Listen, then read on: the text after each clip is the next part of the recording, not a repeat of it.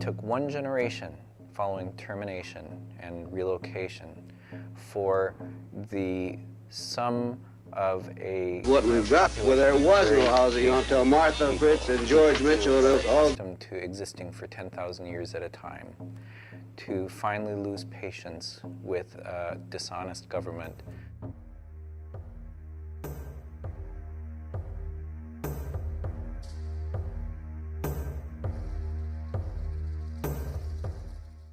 In 1972, nearly 500 Native Americans took to the road in a cross-country caravan to Washington, D.C. to address the government about their civil issues, including being forced into slum housing, unfair treatment in the workplace, police brutality, and racism.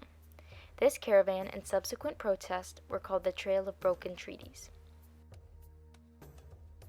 The corruption and paternalism of the Bureau of Indian Affairs, combined with the civil rights turmoil sweeping across America in the 1960s, brought Native American groups together on the Trail of Broken Treaties, which ultimately ended successfully in terms of media attention and government aid.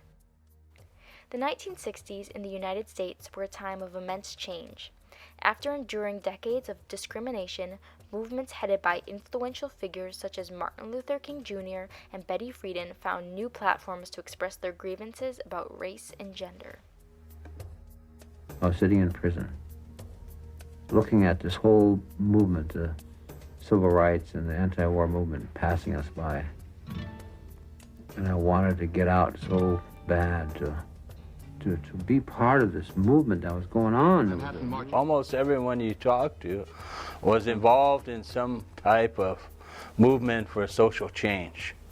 We were watching this happen, but we were saying, well, this stuff is happening to us as well.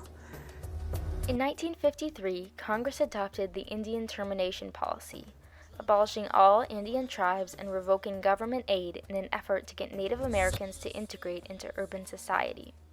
However, the policy ultimately failed, leaving countless Native American families poorer than before. Natives also faced police brutality and high unemployment rates. Absolutely nothing was being done to upgrade the conditions that Indian people were forced to live under here in America. Land of the free, home of the brave. To address these civil rights issues, the American Indian Movement, or AIM, was formed. AIM has played a key role in nearly every major Native American protest in the United States to date. Things will never be the same again. And that's what the American Indian Movement is all about. They are respected by many, hated by some, but they are never ignored. One of the most impactful protests AIM led was the Trail of Broken Treaties. AIM had been responsible for the well-known Alcatraz occupation of 1969, protesting treatment under the termination policy. However, the occupation fizzled out after 6 months due to government intervention. Where Alcatraz left off, the Trail of Broken Treaties picked up. The idea for the trail was first introduced in August 1972, just 2 months before the first caravan set out. Native groups such as AIM and the National American Indian Council planned to march on Washington, D.C. to bring national attention to treaty rights and issues facing Native communities. AIM and its partners would have several caravans traveling from west to east. These caravans began in Seattle, San Francisco, and Los Angeles, and would stop in Native American communities across the country in an attempt to obtain supporters. This protest was also strictly nonviolent. AIM leaders put an emphasis on banning anyone that would cause civil disorder, block traffic, burn flags, destroy property, or shout obscenities in the street. After this declaration, AIM returned to Minneapolis to prepare. In November 1972, the caravans from the West Coast reached Minnesota. Here, AIM drafted the famous 20-point position paper, which featured the caravan's goals and what it requested from the federal government in terms of civil rights, land restoration, and increased Native sovereignty. They intended to share the paper with President Nixon in the hopes that it would go public. The march to D.C. was uneventful in terms of media coverage, but this changed upon the caravan's arrival. Influential newspapers like the Washington Post first reported on the motives behind the protest, referring to it as Indian activism instead of militancy. When the protest was portrayed positively in the media, the public took more interest, which in turn would interest congressmen who had the power to pass legislation in support of the Native Americans. Despite this, the caravan was greeted by a host of problems in D.C. One of their biggest was Nixon's refusal to see them or accommodate them, as it was a week before the 1972 presidential election. What was more, their previous housing arrangements had fallen through, contributing to a heightened sense of betrayal among the protesters. I have said that we have bent over backwards literally to cooperate with you. All I can do is repeat that we were informed that you'd made your own arrangements. With nowhere to turn, they barricaded themselves in the Bureau of Indian Affairs building. This had never been the goal of the protest, but AIM had come too far to give up right on the president's doorstep. We have decided, however, that we would accept the Bureau of Indian Affairs invitation to use this building 24 hours a day. In other words, we are going to be staying here. Originally, AIM had been modeled after the Black Panther Party, a militant group well trained to deal with police brutality. Calling upon this background, many protesters ignored their pledge of nonviolence.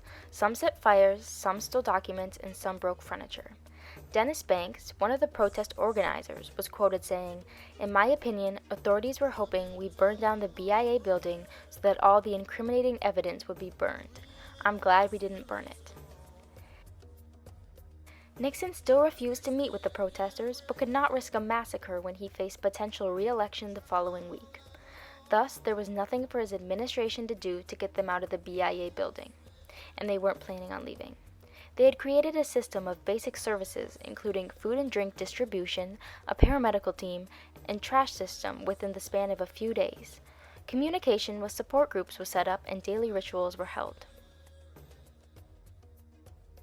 On November 5th, 3 days into the occupation, the protesters learned that a judge had given the order that they must vacate the building by 6 p.m. or face forced eviction. Prepared to take a stand for their rights, they stayed put, adding additional security to the BIA's exterior and stockpiling makeshift weapons. That same day, Russell Means, a prominent AIM leader, delivered a speech from the BIA steps. He asked all non-natives to stand in solidarity with the protesters, comparing their effort to massacres in Vietnam and the slaughtering of Lakota at Wounded Knee in the 19th century. When November 6 rolled around and the protesters had not yet been flushed out by government force, they were ecstatic. The judge had extended their eviction date 3 days, to the 8th. On the 8th, the protesters left the building voluntarily. The Nixon administration had finally agreed to look at their 20-point paper. Out of this came the Menominee Restoration Act, privately signed by Nixon, which restored all Menominee Indians to government-recognized tribe status and renewed government support for the tribe. The Trail of Broken Treaties protesters were given $600,000 for their transportation home, along with the government's promise to appoint a Native American to the BIA and pardon any crimes committed during the occupation. But when the protesters left the capital, the federal government broke part of that promise. The leaders of the occupation were not granted immunity, and some were put on trial for the vandalism and assault of the BIA.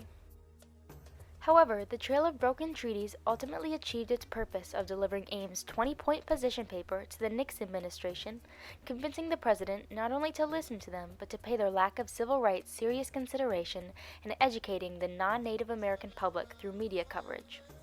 Just as the occupation of Alcatraz served as an example for those who pioneered the Trail of Broken Treaties, several subsequent cross-country protests, such as the Longest Walk in 1978, modeled themselves after the trail.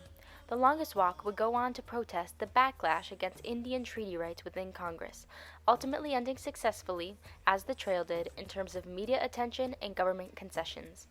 Since 1972, Native Americans have utilized methods of unconventional political participation reminiscent of the Trail of Broken Treaties.